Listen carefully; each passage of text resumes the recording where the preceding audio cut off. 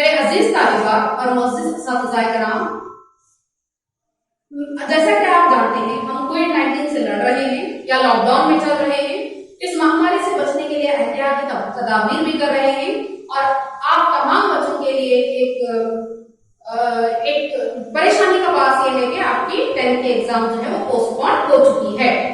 तो इस मुश्किल मरहले में अंजुमन इस्लाम हुबली इन इदारे ने एक कोशिश की है कि बच्चों को घर बैठे ही उन्हें एजुकेट किया जाए, इम्तिहान के लिए तैयार किया जाए। इसके लिए मैं अंजुमन इस्लाम के तमाम मेंबरान और चेयरमैन को मुबारकबाद देती हूँ।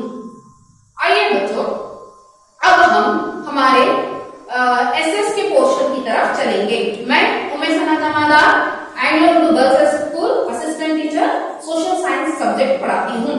तो मेरे प्यारे बच्चों, हमेशा जब भी हम एसएस का नाम लेते हैं तो एक दिमाग में ख्याल आता है कि इतना बड़ा वसी सिलेबस है, वसी मौज़ूआत है, इसमें 6 मज़ामिन हैं और 6 मज़ामिन के अंदर हमें 39 लेसन्स पढ़ने हैं। तो पूरी किताब को हमें एग्जाम को मद्देनजर रखकर पढ़ना है।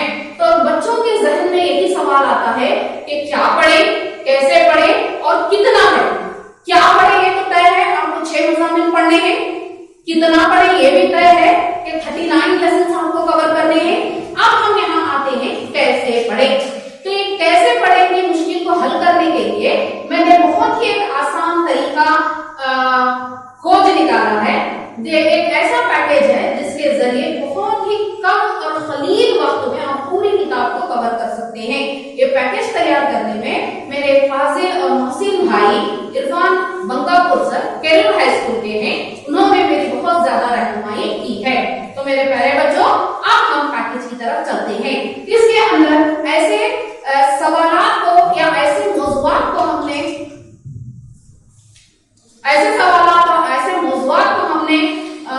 मद्देनजर या पेश नजर रखा है। कई सारे सवालात होंगे और उसका जवाब एक ही होगा। ऐसे सवालात जो 3 मार्क्स के लिए आएंगे, 2 मार्क्स के लिए आएंगे और 4 मार्क्स के लिए भी आएंगे। तो इन सवालात, इन मौज़ूआत को हम किस तरीके से हल कर सकते हैं, इसकी तरफ चलते हैं। तो मेरे अजीज तालिबात गौर करें, हमारे ज्योग्राफी चैप्टर में नक्ल हमल की सहूलियात या नक्ल हमल एक चैप्टर है, उसके बाद है सनद, उसके बाद है अवामी मालिया, ये माशियात का सवाल, माशियात का चैप्टर है। उसके बाद देही तरक्की है, ये भी माशियात का चैप्टर है। आफाकियत है, ये तिजारती तालीमात का चैप्टर है। तवानाई के वसाइल है, ये जो है तवानाई के वसाइल या मादी वसाइल। सनद का यानी ये ज्योग्राफिया और माशियात और इसके अलावा तिजारती तालीमात के ऊपर मुबनी असबाब या यूनिट्स हैं। तो एग्जाम में सवाल इन्हीं टॉपिक्स पर आएगा। जैसे कि मैं एक मिसाल आपको बताती हूँ, नक्ल हमल की अहमियत क्या है, नक्ल हमल की खासियत क्या है, नक्ल हमल के फवाइद क्या है, या नक्ल हमल का रोल क्या है, माशी तरक्की में इसका रोल क्या है। या फिर सवाल हो सकता है नक्ल हमल की सहूलियात क्या है। 1 2 3 4 5 ये 5 तरीके से सवाल नक्ल हमल पर आएगा। अगर ये 5 तरीके के सवाल, ये 5 सवालात का एक ही जवाब होगा, तो इसका हम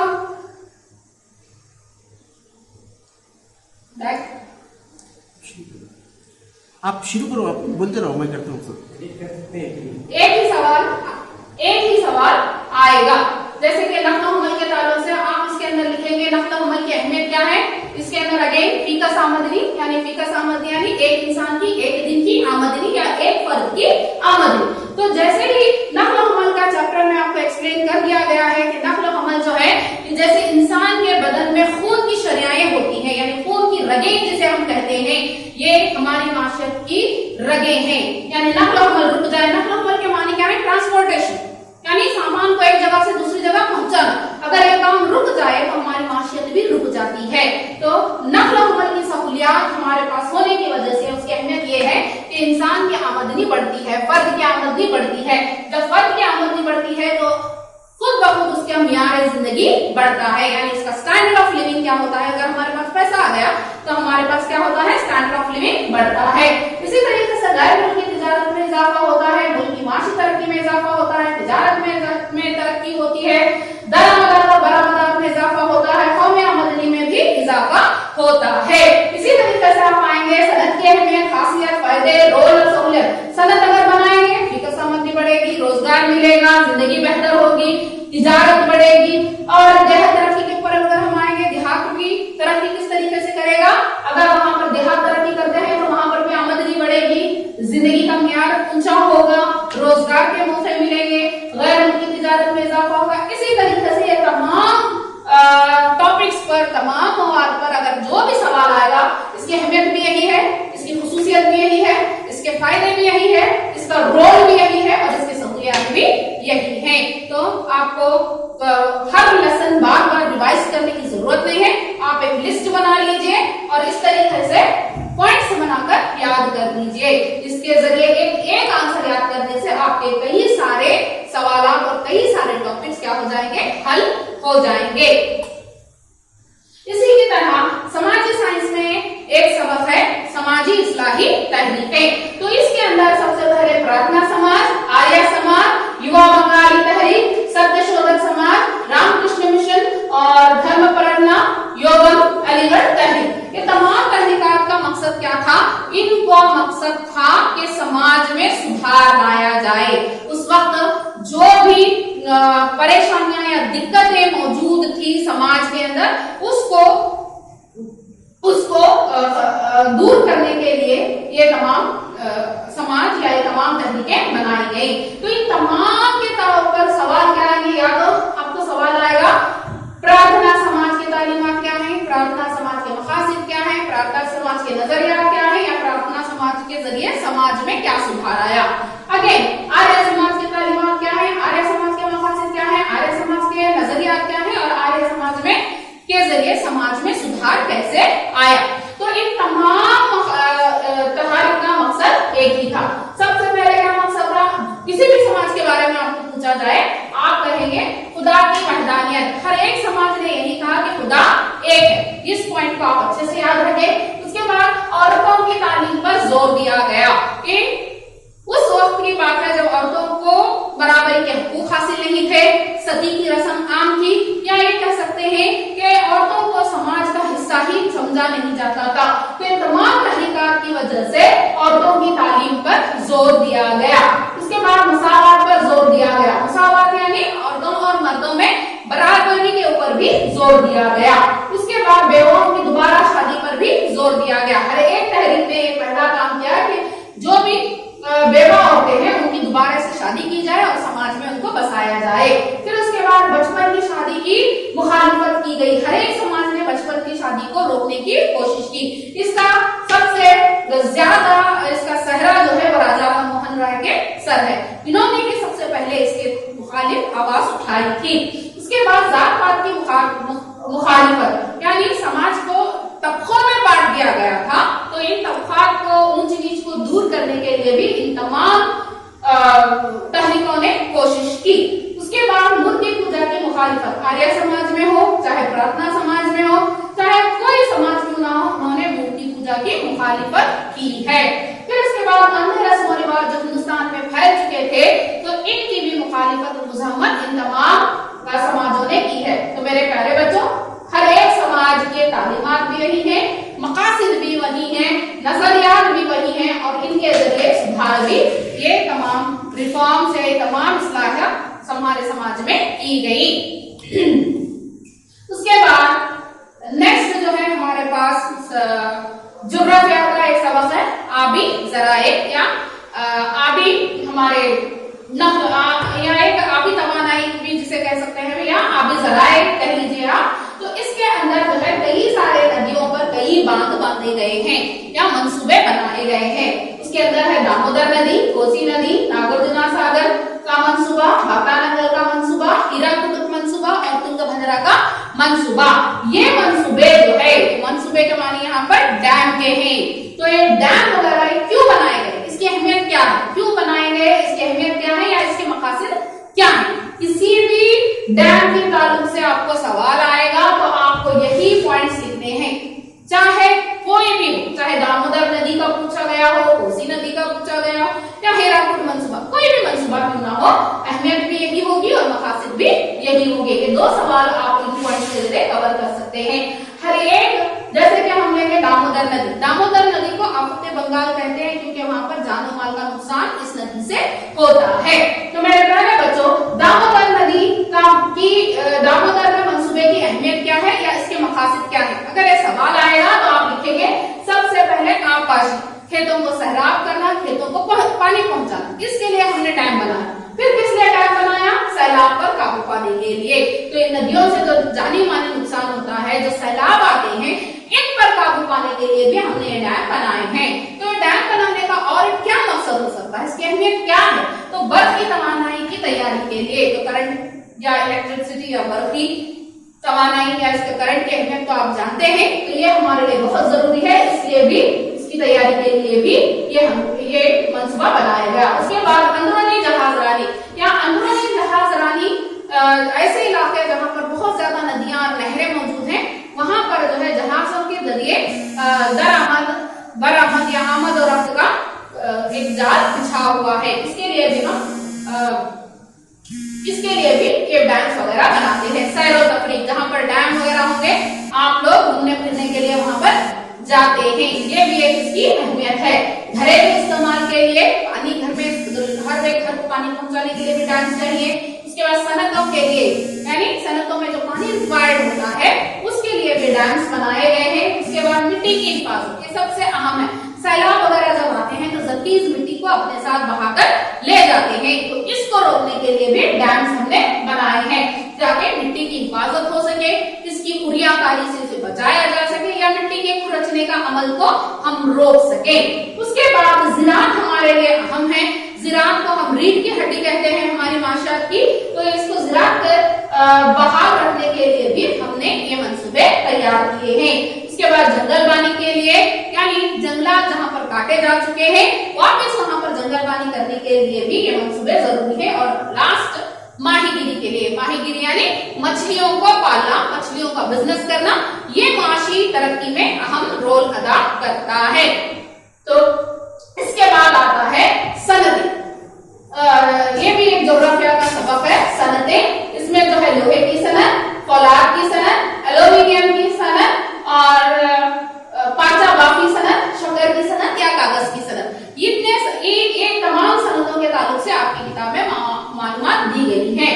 तो चाहे कोई भी सनत हमें तैयार करनी है, लगानी है या इसको बनाना है, तो हमें जो है सनतों की मकामियत, यानी कहां पर, उस मकाम पर सनत को लगाना है, किस मकाम पर सनत होनी चाहिए। अगर इस मकाम पर लगा रहे हैं तो उस पर असरअंदाज होने वाले अवामिल, चाहे कोई भी सनत के बारे में पूछा जाए कि इस सनत पर कौन से अवामिल असरअंदाज होते हैं, तो आपको यही जवाब लिखना है। लोहे, जैसे कि लोहे की सनत की मकामियत पर असरअंदाज होने वाले अवामिल कौन से हैं, शक्कर की सनत पर असरअंदाज होने वाले अवामिल कौन से हैं, कागज की सनत पर असरअंदाज होने वाले अवामिल कौन से, इस तरीके से हर एक सनत कौन से हैं। सबसे पहले आप और मैं अगर सनत लगाएंगे तो उसके ऊपर कौन से मकाम या कौन से अवामिल असरअंदाज होंगे। तो सबसे पहले हम देखेंगे खाम माल की फराहमी। जब भी सनत की जाए, जहां पर भी सनत लगाई जाए तो ये ख्याल रखा जाता है कि वहां पर खाम माल की फराहमी हो। उसके बाद तवानाई के वसाइल, तो तवानाई के वसाइल भी यहाँ पर मौजूद होने चाहिए, जैसे बिजली की सहूलत हो, पानी की सहूलत हो वगैरह। फिर उसके बाद मार्केट की सहूलत, जो सनत में हम तैयार शुदा माल को बेचने के लिए हमें मार्केट्स भी होने चाहिए, तो मार्केट की सहूलत भी होनी चाहिए। उसके बाद होगा सरमाया। तो सनत लगाने के लिए सबसे पहली चीज ये होनी चाहिए, हमारे पास पैसा होना चाहिए, सरमाया होना चाहिए। तो ये सरमाया हम बैंक वगैरह से हासिल कर सकते हैं, जैसे कि हमारी हुकूमत ने सनतों के लिए एक बैंक बनाया हुआ है जिसे हम IDBI या इंडस्ट्रियल बैंक ऑफ इंडिया भी कहते हैं। तो इस बैंक से हम सरमाया हासिल कर सकते हैं। फिर उसके बाद हमें चाहिए सस्ते मजदूर, तो जहां पर मजदूर बहुत आसानी से और सस्ते दामों पर काम करने वाले हों, वो मजदूर भी उन मजदूरों की भी हमें जरूरत पड़ती है। उसके बाद है बिजली। तो हम करंट यानी सनतों में तो काम होता है मशीनों के जरिए, तो उसे चलाने के लिए हमें बिजली की सहूलत हो। और मौसम भी बहुत ज्यादा असरअंदाज होता है, जैसे कि ना तो बहुत ज्यादा गर्मी के और ना ही बहुत ज्यादा ठंडी के इलाके। तो ये इलाकायत भी सनतों पर असरअंदाज करती है और हुकूमत की पॉलिसियां यहाँ पर दरामद कितना होगा, बरामद कितना होगा, टैक्स कितना होगा, वैट कितना देना पड़ेगा वगैरह वगैरह, ये तमाम चीजों की मद्देनजर रखते हुए हमने अच्छा बच्चों, हमने ये तमाम चीजों को मद्देनजर रखते हुए इन तमाम सनतों के बारे में जो भी सवाल आएगा, ताल्लुक से जो भी सवाल आएगा हमें हल करना है। उसके बाद है सनदकार। ये तिजारत तालीम में सनदकार का एक चैप्टर है। सनदकार की खुसूसियात, सनदकार का अमल और सनदकार के काम पर। ये 3 मार्क्स के लिए आपको सवाल आएगा। जो भी सनदकार है, चाहे सनदकार की खुसूसियात आप पूछें, सनदकार का अमल आप पूछें या सनदकार के कामकाज, जो भी सवाल आएगा तीनों सवाल का जवाब एक ही होगा। तो आप मेरे प्यारे बच्चों, सनदकार कौन होता है? से आसान लफ्जों में हम ये कहेंगे बिजनेसमैन। बिजनेसमैन को ही हम सनदकार कहते हैं। तो उसके सबसे पहले उसकी खुसूसियत है, उसका कामकाज है, उसका अमल के ताल्लुक से ये पॉइंट्स आप लिखेंगे। तकलीदकारी से मुराद हर सनदकार सबसे पहले जानिए सनदकार कौन होता है। 1 मार्क्स के लिए सवाल आएगा आपको, सनदकार के मानी क्या है। सनदकार यानी तकलीदकार होता है इख्तियार, कोई काम अपने हाथ में लेकर और उस काम की तरफ जो भी सरगर्मियां अपना कर उस काम को हल करने की कोशिश करता है, वही सनदकार कहलाता है। तो सनदकार जो है सबसे पहले तकलीदकार होता है, यानी उसके हर रोज या हर पल उसके दिमाग में एक आइडिया होना चाहिए, एक नया ख्याल उसके अंदर होना चाहिए। जैसे कि उसकी एक छोटी सी मिसाल, जैसे रिलायंस की आप ले लीजिए। रिलायंस के कपड़े हैं, कपड़ों की मार्केट है, रिलायंस के फूड मार्केट है, रिलायंस का इलेक्ट्रॉनिक का मार्केट है। आप जियो सिम तकरीबन पूरा हिंदुस्तान यूज कर रहा है, यानी वो किसी एक प्रोडक्ट पर स्टक होकर नहीं, अलग चीजें, हर रोज उनके पास एक नया आइडिया है, हर रोज वो एक तरफ। इसी तरीके से बहुत सारे कंपनीज हैं जो हर रोज नए तखालियत करते रहते हैं। तो सनदकार को खुद एतमाद होना चाहिए, उसके अंदर कॉन्फिडेंस होना चाहिए, खुद एतमादी उसके अंदर होने चाहिए। जो भी वो ख्याल करता है उसको प्रोसीड करने के लिए, उसे आगे ले जाने के लिए। फिर उसके बाद मसाइल का हल। तो जो भी मसले हैं सनदकारी को लेकर, जैसे मजदूरों का मसला है, करंट तवानाई के मसाइल का मसला, जो भी मसला उसका है उसको हल कर सके।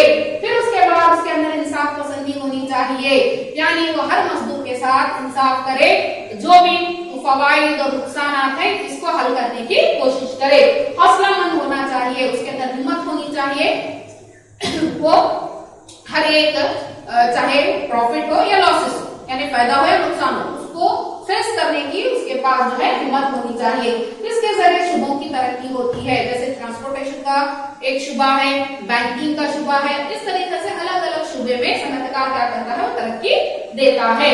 आमदनी और खर्च को समझना, यानी जो भी आमदनी होती है और जो वो खर्च करता है उसका तखमीना वो तैयार करता है, उसको आगे तक ले जाता है। नेक्स्ट मेरे प्यारे बच्चों सबक आता है बैंक।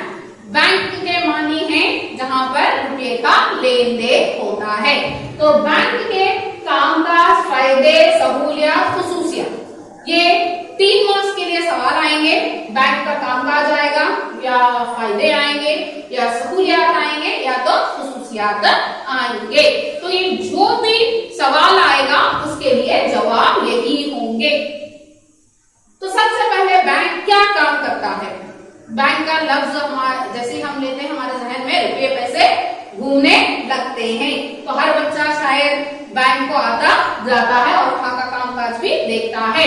तो मेरे प्यारे बच्चों सबसे पहले जर की हिफाजत, जर यानी यहाँ पर हमारा माल, हमारा पैसा। तो बैंक हमारे माल और पैसे की हिफाजत करता है। गैर मुल्की ज़र मुबादला, यानी गैर मुल्की फॉरेन करेंसी को भी वो एक्सचेंज करता है। जो बाहर के ममालिक से पैसा आता है उसको हमारे ममालिक के पैसों में तब्दील करता है। उसके बाद पैसों की मुंतकली, तो एक जगह से हम एक अकाउंट से दूसरे अकाउंट में पैसा डाल सकते हैं। यहाँ पर रहकर, जैसे कि मैं हुबली में हूँ और मुझे पैसा ट्रांसफर करना है दिल्ली, तो हम एक बैंक से दूसरे बैंक में बआसानी दुनिया के किसी कोने में भी हम पैसा आसानी से ट्रांसफर कर सकते हैं। ये बहुत बड़ी सहूलत है हमारे लिए। फिर उसके बाद पैसों पर सूद लेता भी है और सूद देता भी है। तो उसके बाद चेक और ड्राफ्ट का बुनना, यानी चेक और ड्राफ्ट को कबूल करता है। हमारे लिए आसानी, पेपर करेंसी हमारे लिए बहुत ही आसान बनाई गई है।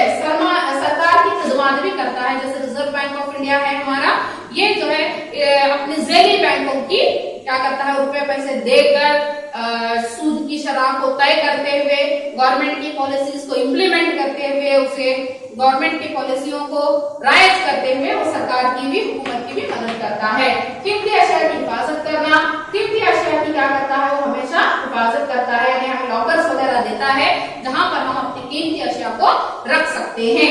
एटीएम कार्ड और डेबिट कार्ड्स की सहूलियत, यानी प्लास्टिक मनी भी आजकल हमारे पास मौजूद है, तो इसके जरिए भी हम ये भी क्या है, बहुत ही बैंक के जाने से दी जाने वाली सहूलत है। तो खुसूसियत भी यही है, खासियत क्या है बैंक की यही है, फायदे बैंक के यही है, सहूलियत भी बैंक के यही है। कोई भी सवाल क्यों ना है, आपको यही जवाब लिखना है। नेक्स्ट है आफाकियत। मेरे प्यारे बच्चों, ये एक मार्क्स के लिए सवाल आएगा कि आफाकियत के मानी क्या है। आफाकियत के मानी खिदमत और अशिया, यानी चीजों और खिदमत का बहाव। बहाव कहां तक, हमारे मुल्क के अंदर और मुल्क से बाहर। इसका एक आसान सा ये आप याद रखें कि जो भी चीजें हम बनाते हैं या जो भी खिदमत हमारे हैं, वो हम ना सिर्फ अपने मुल्क में बल्कि बाहर मुल्क में भी हम आसानी से दरामद या बरामद कर सकते हैं। इसी को हम क्या कहेंगे, आफाकियत कहेंगे। तो अब आफाकियत की अलामतें क्या है, ग्लोबलाइजेशन जिसे कहते हैं। आफाकियत के माने हम यूं समझेंगे कि ग्लोबलाइजेशन दुनिया के आलमी गांव में तब्दील हो चुकी है। तो यहाँ पर आफाकियत की अलामतें, आफाकियत की सहूलतें और फायदे। आफाकियत के मानी या अलामतें या फायदे या सहूलतें क्या है, यानी ये ग्लोबलाइजेशन से हमारे मुल्कों को या हमारे मुल्क की तरक्की में क्या फायदा होता है। 3 मार्क्स के लिए सवाल आएगा, तो आपको बच्चों ये हल करना है, आपको यही पॉइंट्स लिखने हैं। जैसे आमदनी में इजाफा होता है, फीकस आमदनी में इजाफा, यानी दरामदात और बरामदात, सनतें वगैरह से हमारे कौमी आमदनी में इजाफा होता है। उसके बाद फीकस आमद, जैसे कौमी आमदनी बढ़ती है तो उसके बाद फीकस आमदनी भी बढ़ती है। जिंदगी के मियार को बुलंद होता है। जब हमारी आमदनी बढ़ती है तो हमारा स्टैंडर्ड ऑफ लिविंग, रहने सहने का, जीने का, खाने पीने के तरीके में भी इजाफा हम देखते हैं। गैर मुल्की तिजारत में इजाफा, यानी अलग अलग ममालिक में भी हम अपने चीजों को खरीद सकते हैं और बेच सकते हैं। मुल्क की मुआशी तरक्की, मुल्क की मुआशी तरक्की, मुल्क की मुआशी तरक्की में जो है आफाकियत का एक अहम रोल है। जैसे कि इसकी एक मिसाल हम ये लेंगे कि अगर आफाकियत ना हो, अगर ग्लोबलाइजेशन ना हो तो मुल्क के अंदर तरक्की तो होती है मगर इसकी रफ्तार तेज नहीं होती। जैसे कि एक आसान मिसाल उसकी हम यूं समझेंगे, बेंगलुरु हमारा है जिसे सिलिकॉन सिटी कहते हैं, एशिया में नंबर 1 हो चुका है। यहाँ पर अलग अलग ममालिक जो है अपने कंपनीज यहाँ पर सेटअप कर चुके हैं या यहाँ पर लाकर यहाँ पर उसको शुरू कर चुके हैं। तो इससे मुल्क की माशी तरक्की होती है। दूसरे ममालिक की यहाँ पर कंपनीज बनती हैं और वहां पर काम करने वाले लोग कौन होंगे, हमारे मुल्क के लोग। तो उनको यहाँ पर जो है आमदनी मिलती है, जिससे हमारे कौम की आमदनी भी बढ़ती है। तो तिजारत में तरक्की होती है, दरामदात और बरामदात क्या हो जाते हैं, इजाफा और बढ़ते चले जाते हैं। तो बच्चों जो भी सवाल आए आपको सिर्फ एक पॉइंट्स लिखने हैं।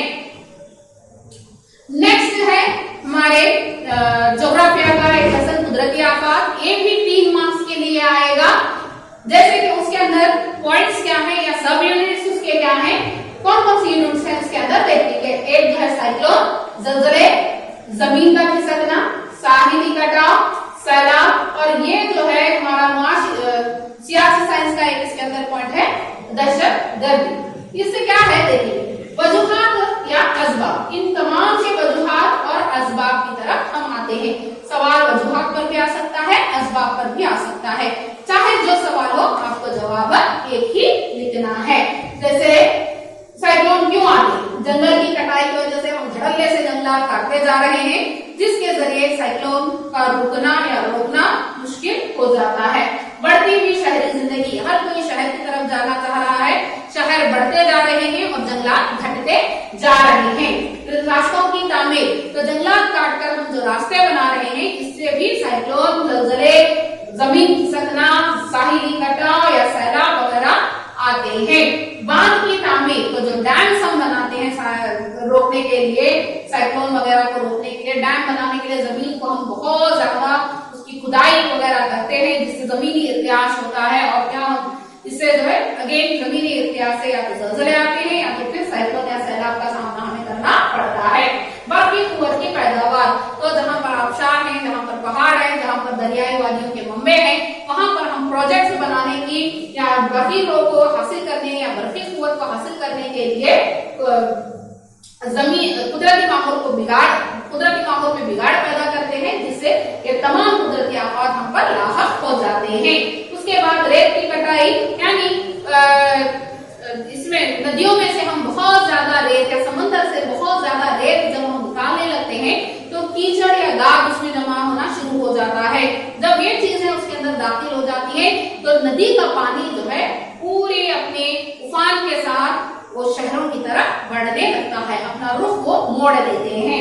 उसके बाद कसीर मंजिला इमारतों की तामीर, जो कसीर मंजिला हमारे पास 30 मंजिला बिल्डिंग्स हैं, 40 मंजिला बिल्डिंग्स हैं बड़े बड़े सिटीज में। जब हम ये जितने वो जमीन के ऊपर होंगे उतने ही जमीन के अंदर होंगे, इसके लिए हमें बहुत ज्यादा खुदाई हम करते हैं तो उसकी वजह से भी क्या है जमीनी इर्तियाश पैदा होता है। बहुत ज्यादा इर्तियाश की वजह से, बहुत ज्यादा खुदाई की वजह से जमीन की परतें हिलने लगती हैं और ये तमाम आफात हम पर मुसल्लत होते हैं। तो अजीज बच्चों, कान कली भी एक ऐसा मौजू है या ऐसा पॉइंट है जहां पर जो है बहुत ज्यादा कानकनी करने की वजह से भी, कानकनी करना यानी जमीन से मादनियात को निकालना, तो इसकी वजह से भी हम पर बहुत ज्यादा पूरे जो मुश्किलात है वो आ सकते हैं। नेक्स्ट जो है इसी लेसन में से दूसरा सवाल क्या आएंगे, साइक्लोन, जलजले, जमीन का खिसकना, ये साहिली कटाव वगैरह जो है इससे क्या नुकसान होते हैं। तो नुकसान तो होता है, जैसे कि साइक्लोन अगर आ गया, जलजले आ गए या सैलाब आ गया तो उससे क्या होगा, जान का और माल का नुकसान होता है। जान और माल यानी बहकर चले जाते हैं, कई सारे लोग मर जाते हैं। इमारतों का टूटना, तो इसकी वजह से जो बिल्डिंग्स है, हमारा इंफ्रास्ट्रक्चर है वो तबाह बर्बाद हो जाता है, नकल अमल बर्बाद हो जाते हैं, तो रास्ते वगैरह टूट जाते हैं, तो ये भी जो है इसकी भी बर्बादी हमें नजर आती है। फसल बर्बाद होती है, जो फसलें हम तैयार किए होते हैं वो साइक्लोन के जरिए से या सैलाब आने की वजह से बहकर चले जाते हैं। उसके बाद जानवरों की हलाकत, तो जानवर जो भी हैं हमारे जंगलात तबाह बर्बाद हो गए तो उसके साथ साथ हमारे जंगली जानवर भी, उनकी भी मौत वाक़ा होती है, वो भी हलाक हो जाते हैं। जब साइक्लोन का, जलजले का या ये तमाम आफात जब खत्म हो जाते हैं तो उसका असर क्या होता है कि ये वबाई बीमारियां फैलना शुरू हो जाती हैं। इसके बाद जो है दुनियावी सहूलत भी हमारे हाथ से नहीं होती। इसके अलावा इसी तरीके से इसी सबक को आगे करते हुए 3 मार्क्स के आ सकता है एहतियाती तदाबीर, हिफाजत के इक़दाम या इसके अंदर सुधार किस तरीके से लाया जा सके। तो सबसे पहले फौरी हिफाजत के इक़दाम हमें करने चाहिए। ऐसे इलाके जहां पर ये साइक्लोन आता है, जलजले के इलाके हैं या तूफान आता है या सैलाब आता है, ऐसे इलाकों में रेड अलर्ट अनाउंस किया जाए, लोगों को बता दिया जाए कि तूफान आने वाला है, सैलाब आने वाला है, जलजला वगैरह आने वाला है। न्यूज के जरिए वगैरह लोगों को अलर्ट कर दिया जाए, लोगों को बता दिया जाए, जिसकी वजह से लोग अपने हिफाजती इक़दाम वो कर सकते हैं। ग़िज़ा की फराहमी, तो ऐसे हालात से निपटने के लिए हमारे पास ग़िज़ा की फराहमी या ग़िज़ा का हमारे पास होना बहुत जरूरी है। उसके बाद तिब्बी सहूलियात भी हमारे पास होती है, यानी डॉक्टर्स की टीम हमारे पास होनी चाहिए, दवाइयां वगैरह हमारे पास, किसी भी हालत से निपटने के लिए दवाइयां हमारे पास मौजूद होनी चाहिए। खतरे वाले इलाकों से मुंतकली, तो साहिली इलाकों पर जो लोग मुंतकिल होते हैं उन्हें रिहायशी दूसरी तरफ उन्हें ट्रांसफर कर दिया जाए या एक जगह से उन्हें दूसरी जगह शिफ्ट किया जाए ताकि ऐसी सूरत हाल से उनकी जान और माल की हिफाजत हो सके। इसके बाद हम और क्या कर सकते हैं, जंगल बानी, तो जंगलात जहां पर काटे गए हैं वहां पर नए पेड़ उगाने की कोशिश हमें करनी चाहिए। उसके बाद हमारे पास हमेशा एक हेलीकॉप्टर हमारे पास है। मुराद यहाँ पर जिस शहर में, जिस गांव में, जिस इलाके में ये कुदरती आफत आते हैं वहां पर सरकार हमेशा एक हेलीकॉप्टर क्या करे, तैयार रखे, ताकि जब नक्ल हमल की सहूलियात टूट जाए, जब इंसान से इंसान का राब्ता टूट जाए तो इन लोगों की मदद के लिए यह हेलीकॉप्टर बहुत कारगर साबित होते हैं। इसके बाद माहौलियाती बेदारी, तो ये पॉइंट भी बहुत अहम है बच्चों। माहौल की बेदारी होनी चाहिए, हमारे माहौल से हमें मोहब्बत होनी चाहिए, क्योंकि अगर हम माहौल को खराब करेंगे तो ये कुदरती आफत तो हम पर आने हैं। नेक्स्ट जो है जराए इब्लाग की मदद, तो टीवी के जरिए, पेपर के जरिए, पैम्पलेट्स के जरिए और लोगों को अनाउंसमेंट के जरिए, ऐलानात के जरिए क्या किया जाए, लोगों को बताया जाए कि हमारे माहौल को किस तरह से हिफाजत करें, उसका तहफ़्फ़ुज़ करें, या फिर इन चीजों से हम किस तरह से बच सकते हैं। तो मेरे अजीज तलिबात, ज्योग्राफिया का एक और सबक है हिंदुस्तान के तबई खुसूसियात। ये 4 तबई खुसूसियात के ताल्लुक से सवाल आएगा कि हमें उम्मीद करेंगे कि ये 4 तबई खुसूसियात पर सवाल आ सकता है। जैसे कि हमारे मुल्क की मुआशी तरक्की में क्या अहमियत है। तो सबसे पहले चाहे सवाल जो भी हो, जैसे शुमाली हिंद के मैदान, उनका रोल क्या है माशी तरक्की में, सतह मुर्तफा का रोल क्या है, या साहिली मैदानों का रोल क्या है।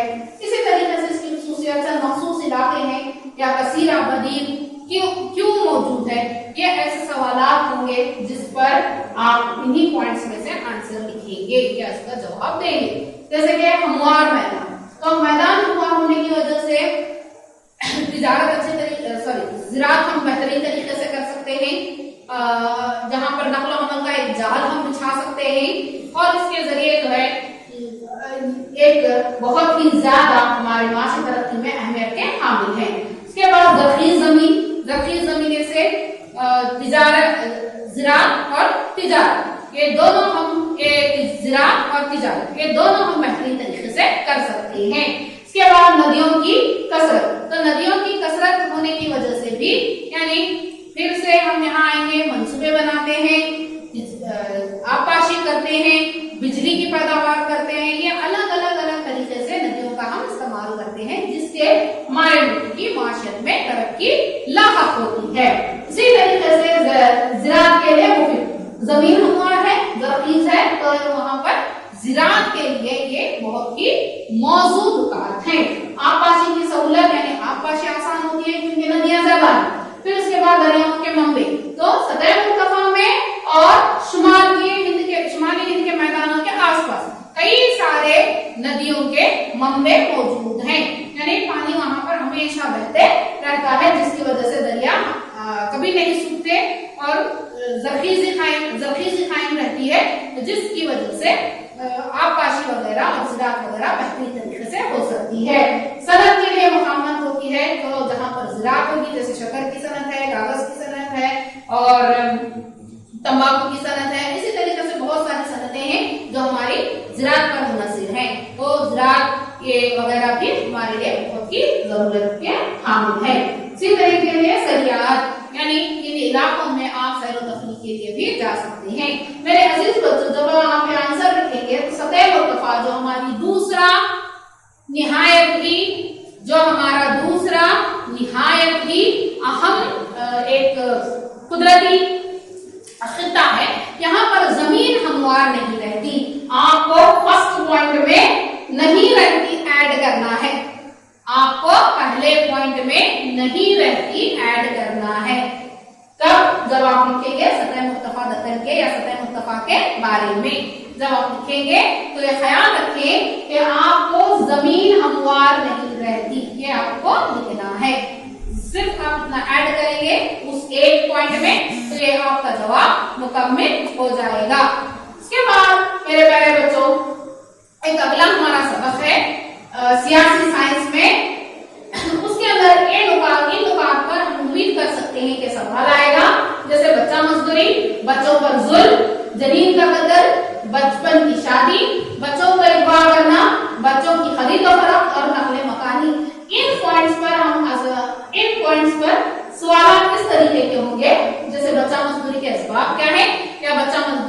वजूहात क्या है, बच्चों पर जुल्म के असबाब क्या है या बच्चों पर जुल्म के वजूहात क्या है, जनीन के कत्ल के असबाब क्या है, जनीन के कत्ल के वजूहात क्या है। इसी तरीके से तमाम पर ये दो किस्म के सवाल आएंगे, तो उनके जवाब भी एक ही होंगे। जैसे नकलो मकानी, बच्चा मजदूरी का अहम पॉइंट ये है कि बच्चा मजदूरी होती ही इसलिए है कि हम नकलो मकानी करते हैं, यानी अक्सर काम की तलाश में लोग जो है एक जगह से दूसरी जगह नकलो मकान करके जाते हैं, और काम ना मिलने की वजह से या कई बार घर झोपड़पट्टी में रहने के लिए मजबूर होते हैं, बुनियादी सहूलियत ना होने की वजह से अपने साथ अपने बच्चों को भी काम करने पर मजबूर करते हैं, तो उससे बच्चा मजदूरी आती है। उसके बाद वालिदैन का बर्ताव, जब वालिदैन का बर्ताव नारवा होता है तो बच्चे अक्सर घर छोड़कर चले जाते हैं, उससे भी अगेन वो ह्यूमन ट्रैफिकिंग में फंस जाते हैं, और वहां पर फिर से उन्हें उन बच्चों को पर जुल्म सितम होता है, उन्हें काम पर लगाया जाता है, और फिर से बच्चे जो है यहाँ पर मजदूरी का शिकार होते हैं। उसके बाद आते हैं गरीब, तो गरीबी की वजह से हमारे मुल्क का एक अहम मसला ये है गरीबी, तो गरीबी की वजह से भी बच्चे जो है मजदूरी करने पर आमदा है। फिर उसके बाद गैर तहजीबी माहौल या नाखवानगी और जहेज की लानत की वजह से समाज में एक लानत है जहेज, तो जहेज के बर्डन या इसके बोझ तले इसका बोझ ना उठाते हुए जनीन का कत्ल या जिनसी इस्तेहसाल हम देखते हैं। जनीन के कत्ल से मुराद यहाँ पर बच्चे को पैदा होने से पहले ही क्या कर दिया जाता है, वो मार दिया जाता है, इसको हम जनीन का कत्ल कहेंगे। अगर लड़की है तो उसे पैदा होने ही नहीं दिया जाता, क्यों? अगर वो पैदा हो गई तो उसके लिए जहेज जमा करना पड़ेगा, तो इस बोझ से बचने के लिए उस बच्ची को मार दिया जाता है। फिर उसके बाद नाखवानी क्यों होता है? क्योंकि हमारे लोगों में नाखवानगी मौजूद है, कई सारे अनपढ़ लोग हैं जिनकी तहजीब, जिनकी रिवायात इतनी पुरानी है, वो इस दबे हुए माहौल से बाहर निकलना नहीं चाहते, और इस तरीके के गैर तहजीबी या गैर अखलाकी अवामिल में ना चाहते हुए भी शामिल हो जाते हैं। इसी तरीके से समाजी माहौल, तो हमारे समाज का माहौल, जिस समाज में हम रहते हैं वो माहौल भी बहुत ज्यादा इस पर असरअंदाज होता है, और बच्चों में मुआवजा, अक्सर बच्चे माँ बाप जो है बच्चों में मुआवजा करते हैं, कॉम्पीट करते हैं, तो इसके जरिए भी बच्चे जो है दिल बर्दाश्त होकर घर छोड़ देते हैं। ये इसके वजह से भी बच्चों पर जुल्म होता है, मजदूरी पर आमदा होते हैं, जिनसी इस्तेहसाल होता है, जिनसी इस्तेहसाल यानी बच्चों पर जुल्म सितम करना। फिर उसके बाद बचपन की शादी वगैरह, यानी छोटे छोटे बच्चियों की जहेज से बचने के लिए, गरीबी से बचने के लिए बच्चियों की शादी कर दी जाती है। बच्चों की खरीद और फरोख्त जो है वो एक आम मसला हमारे मुल्क में बन चुका है। तो मेरे अजीज बच्चों, जो भी आपको इस ताल्लुक से जो भी हम उम्मीद करेंगे कि जो सवाल आएंगे तो आप उसको आसानी से हल करेंगे। तो इसी ज़िम्मन में एक दूसरा सवाल, इसकी उम्मीद यह है कि दूसरे सवाल भी आ सकते हैं, तो इन्हीं पॉइंट से, जैसे बच्चा मजदूरी, जिनसी इस्तेहसाल, बचपन की शादी वगैरह, इसके असरात क्या है, नतीजा क्या है, या मसाइल? असरात भी वही है, मसाइल, असरात भी वही है, मसाइल भी वही है, और नताइज भी इसके वही हैं। तो मेरे प्यारे बच्चों, सबसे पहले इसका नतीजा इसका या इसका असर ये होगा कि बच्चों की हमाम जल्दी नशोनुमा नहीं होती, यानी ऑलराउंड डेवलपमेंट, पूरी तरीके से बच्चा नशोनुमा नहीं पाता। अगर वो मजदूरी करेगा तो उसकी नशोनुमा कैसे हो? तो ये एक बहुत बड़ा सवाल है हमारे लिए, हमारे समाज के लिए। इसके बाद आजादी के हक से महरूमी, यानी हर एक को जीने का हक है। बच्चों के हुकूक अगर हम देखेंगे तो बच्चों को खाने पीने, खेलने कूदने और स्कूल में तालीम हासिल करने का हक है, ये तमाम हुकूक उससे छीन लिए जाते हैं। फिर उसके बाद आता है बुनियादी हुकूक से महरूमी, यानी जीने का हक, हमारे तालीम का हक भी बुनियादी हुकूक के अंदर शामिल कर दिया गया है, तो ये हुकूक भी जो है हमारे छीन लिए जाते हैं।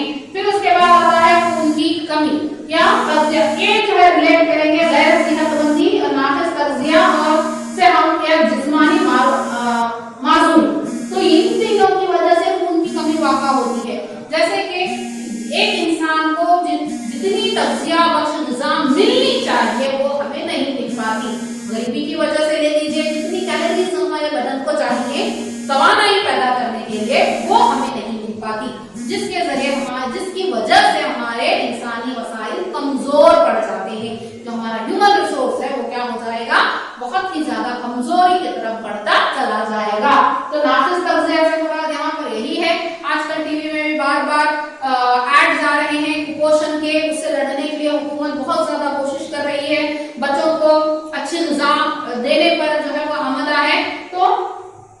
तगज़िया बख्श ग़िज़ा जरूरी है, और गैर सेहतमंद, अगर ग़िज़ा ही अच्छी ना होगी तो सेहत भी हमारी अच्छी नहीं होगी। और बुरी आदतों की लत, तो अगर बचपन की शादियां होंगी, बच्चों पर जुल्म सितम होगा, बच्चे मजदूरी करेंगे, घर छोड़कर चले जाएंगे, तो किसी ना किसी तरीके से बुरी आदतों में मलूस होते चले जाएंगे।